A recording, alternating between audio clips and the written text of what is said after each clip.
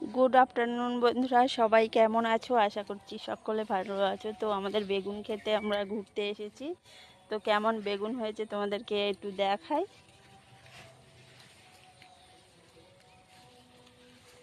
বেগুনের মালিক চলে যাচ্ছে। তো ওটা কে বসে আছে বলো তো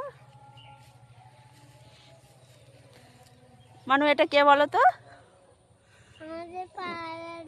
পাহাড়ার লোক, নকলি পাহাড়ার লোক।